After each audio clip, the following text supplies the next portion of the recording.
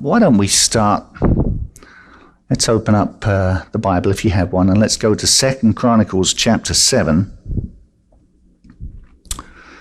verses 13 and 14. It says, if I shut up heaven, this is right after Solomon has completed and blessed the temple, and God is speaking to him, and he says, if I shut up heaven that there be no rain, or if I command the locusts to devour the land, or if I send pestilence among my people, if my people which are called by my name shall humble themselves and pray, and seek my face, and turn from their wicked ways, then will I hear from heaven, and will forgive their sin, and will heal their land. And this was the theme for this entire weekend. It was called the Return. It was the return, a day of prayer, and a day of repentance. And 6 years ago, these people planned or began the planning for this event for Washington, D.C. They knew nothing about what was coming. This was planned before the last election we had. And they knew nothing about 2020. Nobody had 2020 vision at that time. And what a mess we are in indeed. The idea was to bring, I don't know how many speakers there were at this event. The longest was Jonathan Kahn, who spoke to us on Sabbath. And you've seen, if you haven't seen his message, I encourage you to go to YouTube and look up Jonathan Kahn, The Return. And I believe it was called the vessel, the potter's, whatever, the vessel. You'll find it. There were speakers. James Dobson was there, Ben Carson was there, different ones who came and had just a few minutes each, and it was powerful. It was powerful. You probably got to see more of it than we did. He spoke Sabbath. Would have been. Well, it's 50 minutes long. It's a little bit long, but the plan was, Melissa called me the one day and she said, I'm going to go to this event and I'd like to take some books. Would you be willing to give us some books? We said, of course. You know, how many do you need? Well, I'm trying to get a group together. I put her in touch with John Vega. And they were planning to come up. John was planning to come by here and pick up books, which he did. And at the first, I wasn't planning to go. But as it turned out, cut a long story short, I went to George one day and I said, George, I said, we've got this event going on in Washington, D.C. It's called The Return. And all kinds of speakers are going to be there. People from all over the country are going to come and watch this event. It was on the National Mall in Washington, D.C. I said, if it so turns out, would you be interested in going along? He said, yeah. He said, I was planning to go along anyway. And I thought, well, okay. So you start to get these first signs, first signals that, okay. So I started pressing a little bit, and at the first, it was a buy. You had to make a reservation. You couldn't just go there. You had to make a reservation. So you had to have this QR code to get in, and you would have to show that every time you went in and out. And I thought, okay. So I made these up so you wouldn't have to keep getting your phone out. You know, in today's digital world, you can just have this image on your phone. Well, I thought, we just have it right here. As it turns out, the perimeter went away. The perimeter that was going to be around the whole of the National Mall was confined to an area not much bigger than our warehouse, which was around the stage and all of the electronics. And so we got there. We didn't need these, but we kept them because it made us look official. Yeah. Can you tell me where this is? Just, okay. But it made us look like we belonged, which we did. And we left here early. Thursday morning, we got up there late Thursday night, and then early Friday morning, we went out to suss the place out. We did a reconnaissance. And I'm going to show you in a little bit, not right now, I'm going to show you some pictures, some video that we shot of the event. And there are those of you who've ever been on a trip giving away books, you know that when you're giving away books, there's no time to be shooting someone giving away books. It's just so in the video there's no footage of anybody giving away books, but you have to trust me, we gave away books, lots of books. We went up, George and I went up with 5,000 books. We went up with What's Behind the New World Order, Who Are the Angels, The Perfect Storm, Will America Survive, which is our full-text Great Controversy,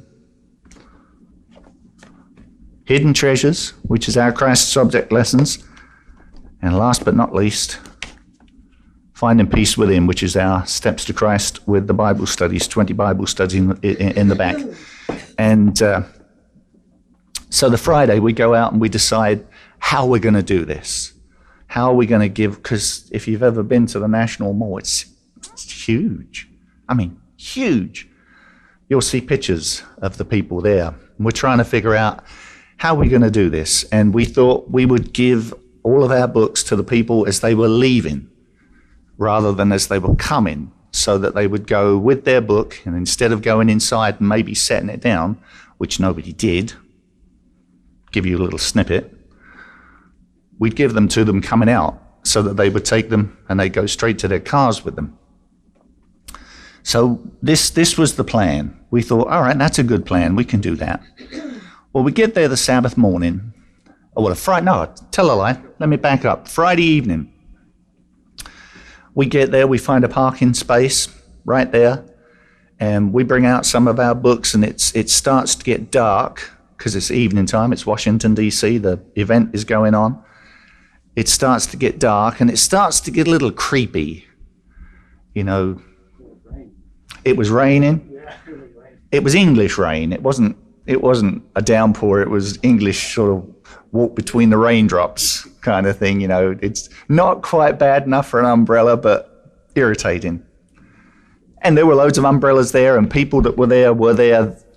They were not going to be chased away. They were there for the event.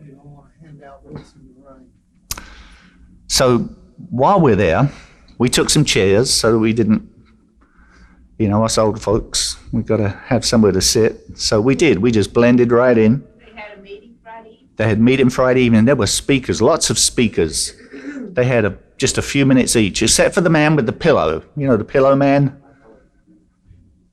Oh, yeah. Right? Well, he gave his testimony, and he probably gave the longest of all of the snippets, the testimonies that were given. He probably gave the longest, and it was really interesting. But it came to the point where it was getting dark, and John picked up a handful of books, and he just went through the crowd, giving to this one and that one. People were sitting, he just gave a book, and George and I waited till the end.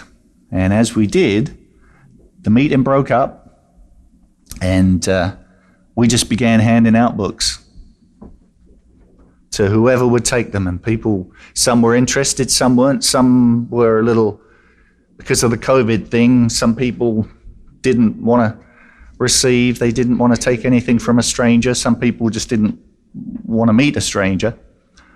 And but we gave away a lot of books that evening. And come to the end of the night, everybody's gone home. We went back to the hotel.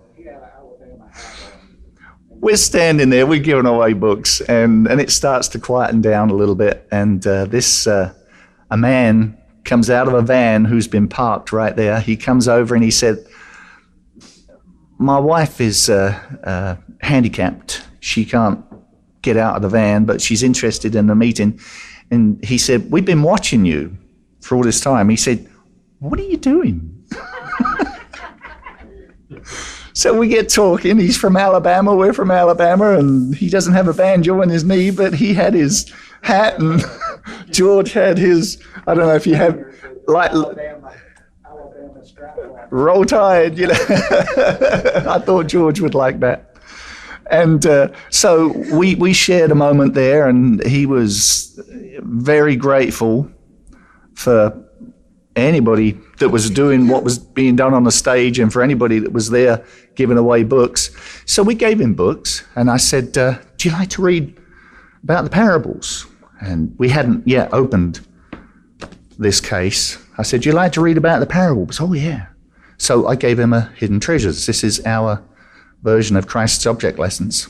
Powerful book, great book. If you haven't read this lately, pick this book up and read it. This is priceless. Software for the mind. God's software for the mind. It's brilliant. So he took that, he went off, and I guess the evening wound down, and we went home, made a plan for the next day. Well, we lost Melissa for a little bit. Yeah, come on up, George. Come on up. I want George to give you his perspective too. Come on, Renessa. And Yeah, we were saying, well, where's Melissa? And hang on to that. and so, anyways, all right. Anyways, we said, where's Melissa? And I yelled out, Melissa, where are you? And she never answered. I don't know. They finally went out there and hunted her down. She was talking with somebody. But we finally got her on board, and we went back to the room. But another thing we need to back up to, when we went to get our room, we were at the Inns of Virginia, and we found out later, we were talking to Melissa, and we were saying, well, where are you staying? And she gave the address to Tony, and Tony says, oh, that looks real familiar. And it was the same place we were staying. She was on the same floor that we were at, just down the hall from where we were.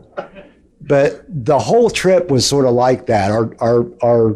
Our parking areas just opened up just when we needed them to open up, and made it very convenient for us to get our books out and put them out there so that we could, distribute them very easily.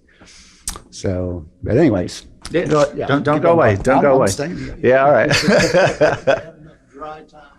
Yes. Oh, it was Saturday. It was really nice almost all day. It was just a mist at the very end. Yeah. We headed out the next morning, and we still kind of had a plan that we were going to give all of these books away at the end. Right. When we were going to wait through the whole thing, and when everyone's leaving, that was it. So we listened to I banked that up.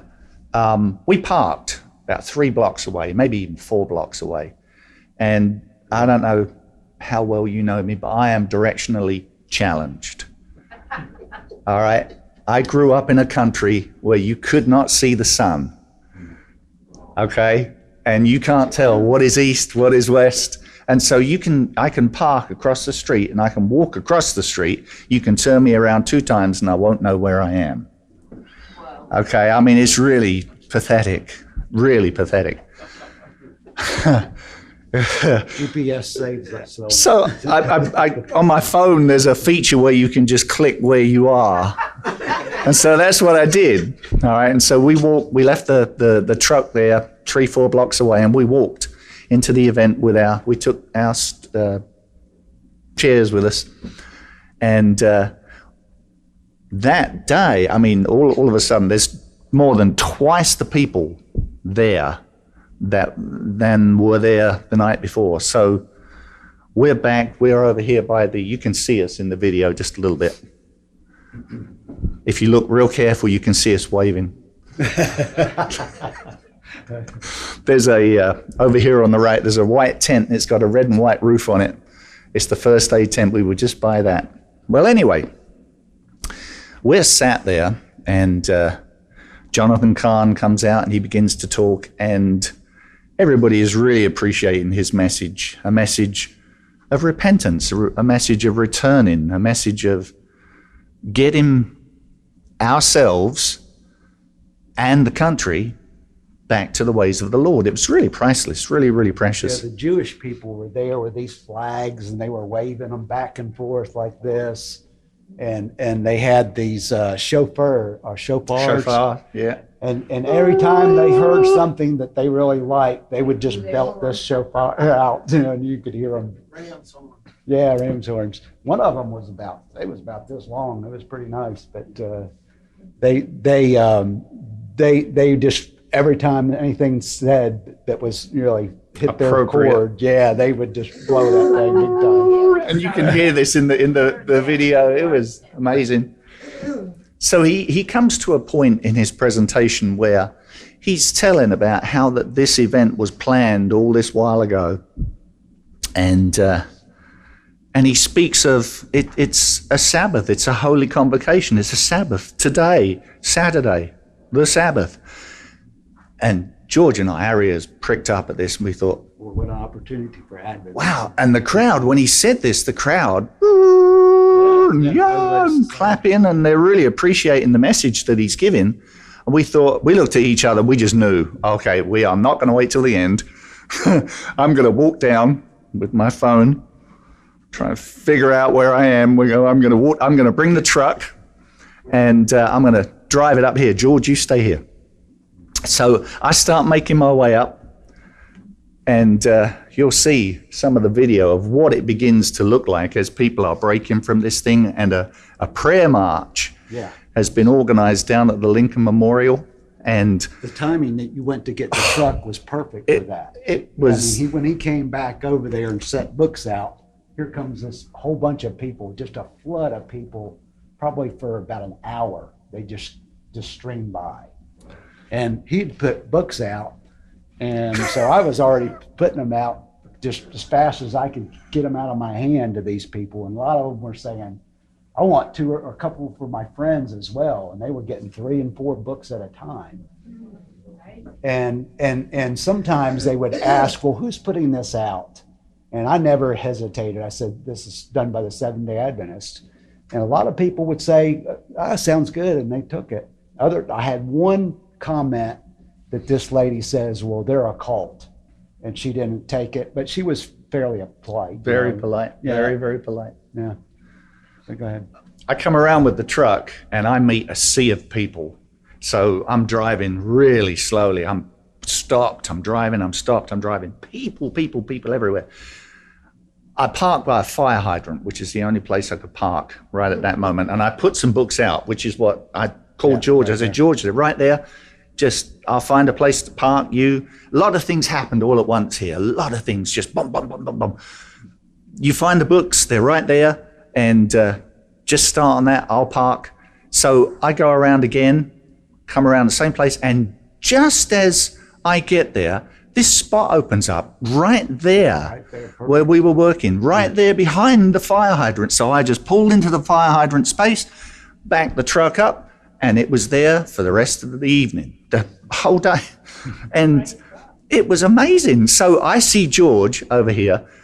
He's trying to give away books. He's got a stack of what's behind the New World Order, and it's going like this. So he kept coming over there. I'd grab a load, just 25 in a stack. I'd grab, George, here you go.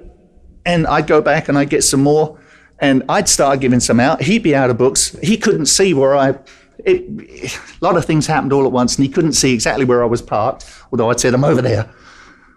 I go over, I get some more books, I give him some more books, I put some more books out myself on the other side. It was bedlam for a little while. It was frantic. You couldn't get the books out fast enough because the crowd was coming so fast. If we'd have had 5 or 6, 7 people there, we could have done given away better. 6 times more than we did. Yeah.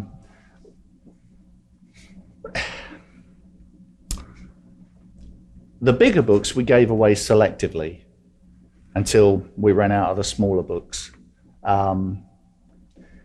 It was really interesting, the different spirits that were there. people who were interested, people who weren't. But I mean, everyone there is interested. Otherwise, they wouldn't be there. But they weren't always interested in taking something that we had. But like George said, very, very quickly, the stack of books went down and down. Before you know it, I've got next to nothing in the truck at the end of the day. It was an amazing blessing. It really was. There was a number of Adventists that were there as well, and I noticed most of them were just young people. They were in their 20s or younger. Those are the people that were out there, and they came and got some of our books as well. And we because they were out of books. What would they bring? 20,000? They said they'd given away they estimated 30,000. 30,000. Great controversies there. Full text. It was amazing. So the Adventism was well represented there, for that group. And it was inspiring to see somebody else doing something, It was. Yeah. These young people they had a little bag with the book inside, and they were scattered all over the place. And they were giving away books left and right, and people were taking them. People were very, very receptive, very interested in more. They wanted better. I got the sense that everybody who was speaking and everybody who was there wanted better. And, you would ask the question, well, and from time to time you do get asked the question, why are you doing this? And that's a fair question. Why are you doing this? Why are you giving this material to people? When you take a book like this, Health and Happiness, Ministry of Healing, why would you give somebody a book like that? Because you increase the chances for a person's survival. We come into the world, the deck is completely stacked against us. Every now and again, God throws in a wild card and says, here. We call that a miracle, right? But most of the time, most of us are stuck with the lot that we have. So why would you want to be increasing your chances for survival? Because in this book, there's a message of spiritualism coming to the forefront before the end. The Sabbath controversy, Saturday Sabbath controversy. Well, why do you want to tell people about that? Because the Lord is about to come, and all of these things that we see in the world today are tending to pull people away. Yeah, and Jonathan Cahn's speech that he had was really, it appealed to all Christians, all kinds of faiths, because he included Jesus and Yeshua together with everything that he said. And so people were very receptive then when they were included in what he was saying. Yeah. There was a very good mix of Israeli, Hebrew, Jewish, and Christian people at this event. I mean, all through the crowd, you could tell that this was a very mixed group. And it was really refreshing. All the people there were very respectful there that were at the return. I mean, there was nobody there that was nasty in any way. The worst comment I got was, they're a cult, and that's fair because they probably read that on the internet and got that information from bad sources. What is it? Security was very limited. There was right around the stage. There was probably about 5 or 6 cops sitting right there. There was nobody. Well, there might have been a couple around the perimeter of the mall, but it was pretty light, really, because I don't think they expected any kind of problem. I think in the 2 days that we were there, I saw one Black Lives Matter hat, and it was up there by the Lincoln Memorial. Guy was just standing up there, but who knows where. But I saw it quite a bit on graffiti around the town as well. I don't understand that, but anyways, it's what it is. But anyways, this Native American guy though was there, and he was telling his story, and I don't remember all of the story he was telling us about, but anyways, he took quite a few of our books as well, and said he would hand them out too. So, but another thing we missed was Big Joe. Tony, if you all don't know who Big Joe is, he was from Los Angeles, and he's about this tall and about 400 or 500 pounds. And when Tony was trying to communicate with where he was and where we were, he went up to Big Joe when they finally talked to each other on the phone.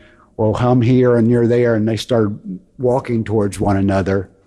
When they got up there, he said they grabbed each other in a big hug, and he said Big Joe lifted him up about 8 feet off the ground like this and put it down. He said he had never been lifted so high before in his life. Yeah, John was out just putting them on cars, and what he does is he takes the book like this, and he'll just put it in the doorknob of the car. And I was asking him later, I says, well, how many alarms have you set off doing that? And he said 3 or 4. And I said, ooh, that would be kind of bad if you were there, and set people's alarms off. But that's what Tony and I did the next day after the event. We went there, we had some more books, and we had to take Melissa to the airport. So when we got back from that, we went right back to the mall, and we just went around the outside of the perimeter of the mall and put books right on the doorknobs. I didn't set any alarms off, but I thought, man, this could be you could very easily set an alarm off, doing all this. Sometimes when he does that, people are saying, Yeah, the My Pillow guy was there. There was a numerous people that gave their testimony, and they were almost all the same kind of a testimony. Is they've tried the world and the things of this world, and the only way that they found peace and any kind of quality to their life is when they had the Lord in their life. And every one of them was that same theme all through the whole thing. All right, Tony, just in time. Did you tell him about Big Joe? I did. All right, I think this is going to work now. So, you'll forgive me? Here we go.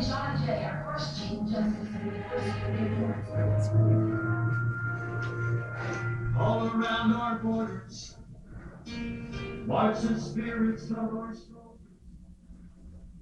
Summer pictures. This was on the Friday, the day before, as they were setting up. And of course, it's the Lincoln Memorial. Lincoln Memorial the day before, and they had Fill you with the fire of the Holy Ghost to preach my word. And at 16, I didn't know what that meant, but the schools didn't want me anymore because of the past record. This is Friday evening, just a smaller crowd. Who told me to cry out to the psalmist, and I said, wow, he's going to be the greatest president in history. And he also let me know you're history. But I walked out of there and I couldn't believe what I seen, so I asked the question, you're going to get saved, you're going to, yeah, I'm going, okay, I went in there. It's a little bit rainy. An open heart. And Friday night, yeah. The millennials were coming up to me, these kids, and they're going, your story of all these Christian bands and all this stuff. That's my pillow guy right now. Yeah. The crowd grew as the evening went on. They had several screens set up that even though you couldn't see the speaker, you could see the screen from wherever you were. And you could hear this all the way back to the Lincoln Memorial. It's like a rocket. Mm-hmm.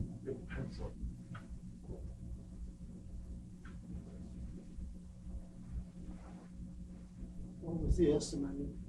I have no idea how many people were there, Charles. They said tens of thousands in the mall and tens of millions around the world. Tractor. There was a tractor pulling this wagon all around. This was Saturday morning. The crowd was almost down to the Washington Monument.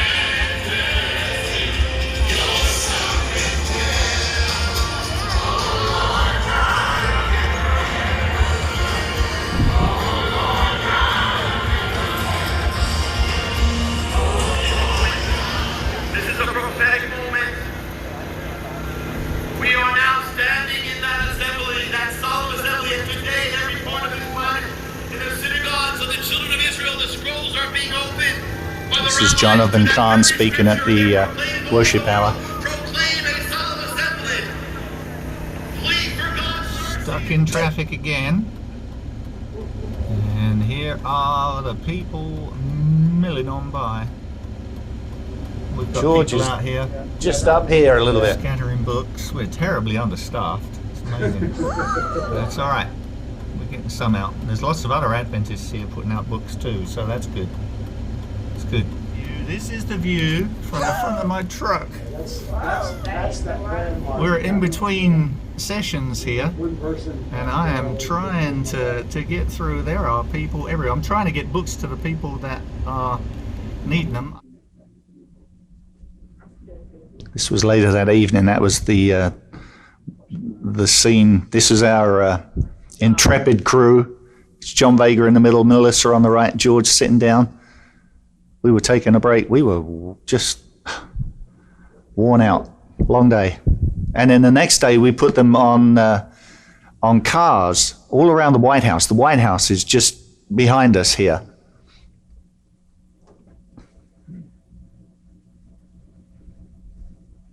Was the parking free? Yes, it wasn't. If you find a place, it was free. Yes, they had. That's it. That's all you get for the video. But yeah, the parking was free, and security was almost non-existent. There was no need for security. I saw 6 police officers that were standing beside the stage.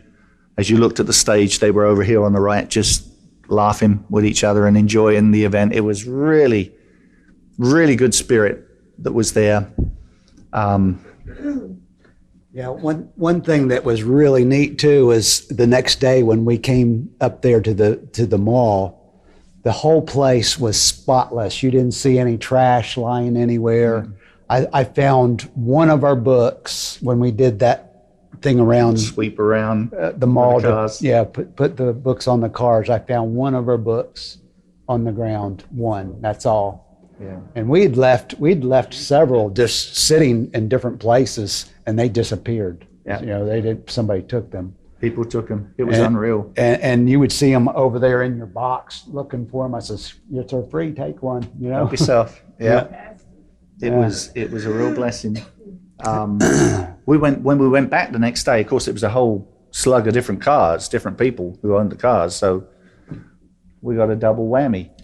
Yeah, another place we went with that after we took Melissa to the airport was a Walmart parking deck.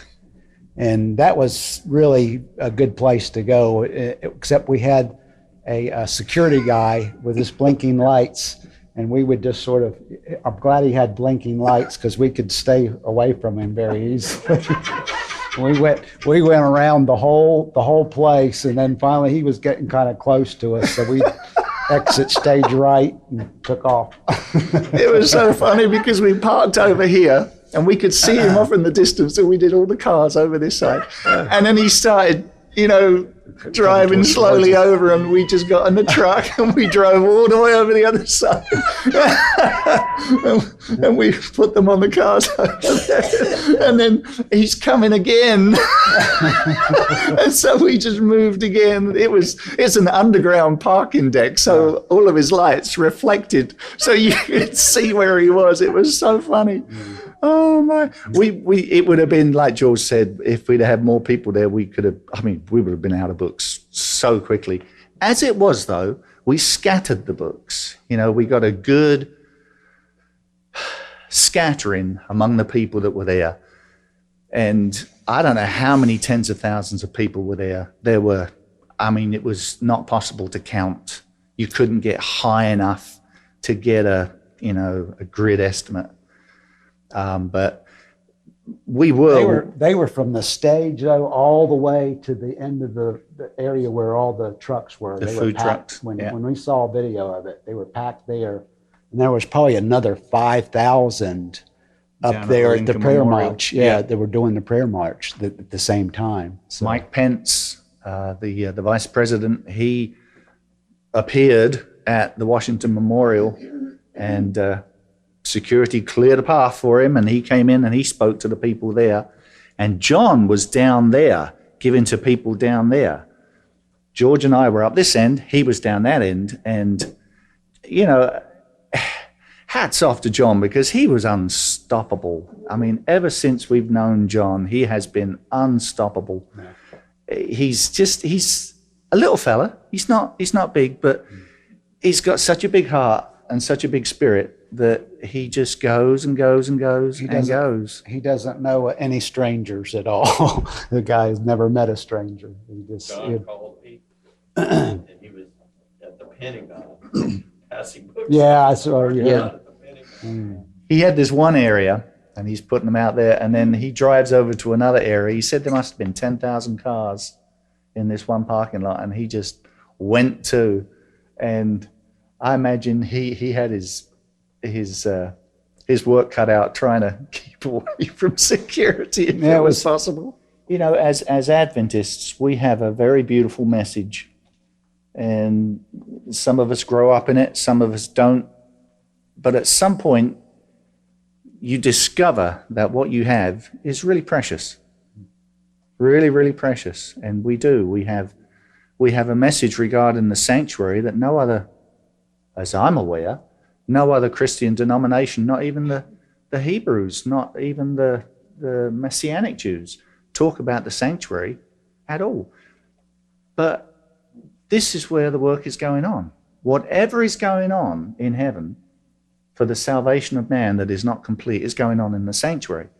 And as Adventists, we have just so many things to say about that. Forget the dates. Look at the reality. It's a reality of salvation that is continuing. And sometimes I think we just need to revisit some of these things, look at these things with fresh eyes, like the people who are at this event. They are seeing this for the first time. They open this and they are introduced to ideas and concepts like, wow, I had never even thought about that. People who were there, Jonathan Kahn is speaking, and he's talking about the Sabbath, Saturday. He says Sabbath, Saturday. Some people there were totally unaware that this was even a thing. What do you mean, Sabbath, Saturday? Well, it was given to the Jews. It's just a Jewish thing. Really? I mean, God takes his own finger and writes on tables of stone what he wants for man, how he wants man to conduct themselves. And then Jesus comes into the Jews and has disciples that he says, now what I want you to do is go out and tell everybody about what I've told you. And what he told them was what began with the Jews. You know, we looked at the Sabbath school this morning, and this picture that we get for the salvation of man was given long before a Jew even existed. Yeah, I think there was quite a few Jews out there, because there was a lot of people up there with putting their hands up and stuff. And I was asking people, you know, later, I says, is that something that Jews do? And if so, there was probably about a third of the crowd that were Jewish, because they were doing that the whole time. It's the way they were doing it. And they had these wing I would thought things. it was New Age type stuff, but, you know. No, they had these. They had a dance that they did, and George is right. There were a lot of people that were doing this. Yeah. They were, and you weren't allowed in there at first. What the instruction was for going to this event was that you could not pass out any literature within the perimeter of the event, and that perimeter at first was to be around the whole mall. Right. So it had been outside that mall. And that was when we would have had to have been given them as they came I've out. done it like we did. But the health official says, no, we can't have those kinds of bottlenecks. And so they said you can have a perimeter, but it has to be around just the stage, and you couldn't go anywhere near there or in there, you know. But as it turned out, and I think this was flying by the seat of our pants as we really didn't know how we were going to work this out. But the picture became very clear very quickly. And you can imagine my excitement as I had left George to go get the truck. That timing was perfect. And when I came back, all of this was going on. And I thought, oh my goodness, what a sight to see. You couldn't I was parked in that one spot for 5 or more minutes, and the person in front of me was just afraid to move for fear of knocking somebody over. I eventually went around him very gently and gingerly, and I drove down the road and met that other crowd of people. I thought to myself, oh my goodness. And I had dropped books off behind me, and I had to go around. That was when I went around the square to try and find a place to park. I was looking for anything. And I come back to where I dropped the books, and there, right by the fire hydrant, they opened just right up. I thought, oh, praise God. It's unreal. I pull in, back up. What did he tell you about Big Joe? Not all. Say it again. Yeah, go ahead. You're the one that had the story. I was filling time. Big Joe is an Adventist. He's got to be about 500 pounds. He lives out in LA, and you probably met him, William. Maybe didn't know it, but you've probably met him. He lives in the Los Angeles area, and he gives away our books, loves our books. And he tracked me down at D.C. He was in New York, but he tracked me down in D.C. And he calls. He says, where are you? He says, I'm at the state capitol. I said, well, I can see the state capitol from where I am. I said, just walk towards the Washington Monument and you'll find us, or drive or whatever. I don't know what are you in? Driving. Okay. So, I don't know, 10, 15 minutes later, he calls me again, and I see where he says he's sitting, and okay, I'll come find you. So I go walking through the crowd, and after a few minutes, I spot him, he spots me, and we go towards each other like, we're going to give each other a hug. He puts his arms around me. He lifted me 8 feet in the air.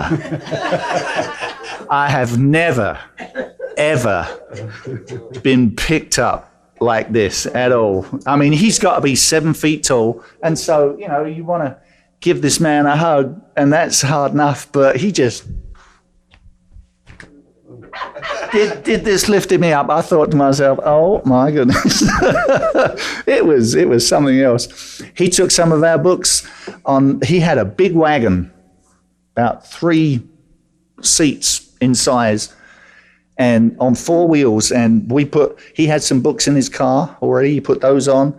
He took some of our books, put those on, and he just walked into the crowd and was giving them away in the crowd. It was like, I don't know. It was. Have you met him before? Oh yeah. Yeah.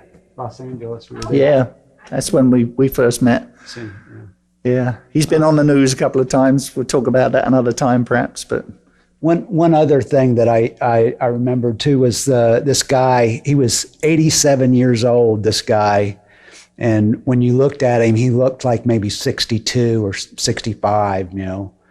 And when I was sitting there talking to him, I found out he was a vegetarian, and I said, "Wow, that says something about being a vegetarian." But he wasn't an Adventist. No, he wasn't. He said he was a Marine, and I gave him one of our books, and he took it. So yeah, but the guy was really good shape. I couldn't believe how good a shape the guy was for 87. He wasn't heavy at all. He was really good shape. That was kind of unique. But that he was a vegetarian was what stood out to me. he was. Yes, he spoke. We didn't get to see his presentation. We didn't. I mean, you probably saw more of it than we did. We kept trying. He came on in the afternoon, Ben He came Carson. on just as we were leaving. Okay, all right. Yeah, one of the guys that was giving his testimony too was a Spanish guy that was older, and he said that his mom had said that she wished she had never had him or made him, and this poor guy went on living his life like that, and he said until he found God, he said he had no peace in his life whatsoever. But it's pretty bad when your own mom tells you, she wished you never, made you. Worthless. Lots of Yeah. moms and done. That's sad. It really is. Yeah, there was a lot of good calling people out, calling, especially with Jonathan Kahn, just talking of the hypocrisy that, human beings, we are so broken, we don't realize sometimes what foolishness we talk. And he called a lot of people out, different movements that, are supposed to be looking out for the people. And he said, really? Which people are you looking out for? Because it's not all of them. And it was really, really, I felt stirred. I felt like, wow. Yeah. The spirit there was really good. Yeah. And he wasn't talking to nebulous government leaders, nebulous Christianity. He was talking to individuals. He called out the preachers. You're going to be accountable. You are going to be accountable for the people you have led astray. Stop talking to these people about smooth things. He used that word, that expression, didn't he? Yeah. Smooth things. And we thought, wow, there are, a lot of people out there trying to do good. There's a lot of Christian people are trying to bring people to the Lord. But why would you want to do that? Why? Why can't we just leave people in their ignorance? And if they don't know, then they're not accountable. You have a lot more peaceful world for sure. If you have the Lord in your life, it changes things. It changes things.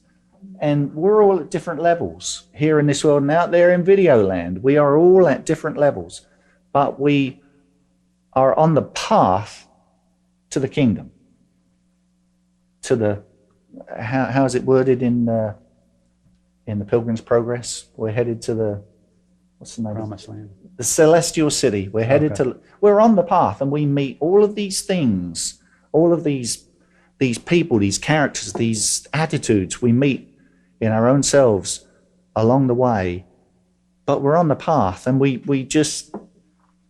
out there giving people another choice. There are a lot of voices out there right now saying, oh me, and vote for me because I'm not him, and vote for me because whatever. So we're out there with another choice.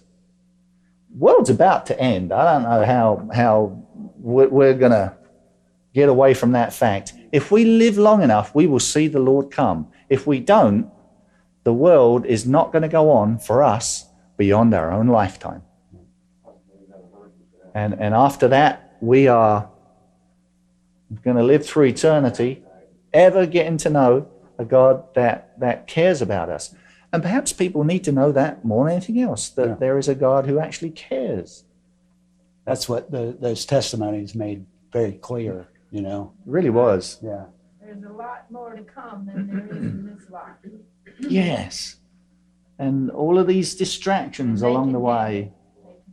Yeah, we just need to be given that choice. My own life was so wasted before I was introduced to this world, this other world, this other choice. It was just a waste of time. And there are so many people who want more, they just don't know where it is. And this is our job. Out there in video land, this is your job. Together, we are in this army trying to enlist people for their own good, because the other army is going to die.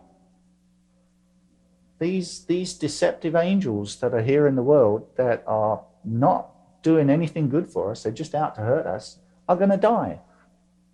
And we have a choice right now. We have a choice. We can enlist in the Lord's army.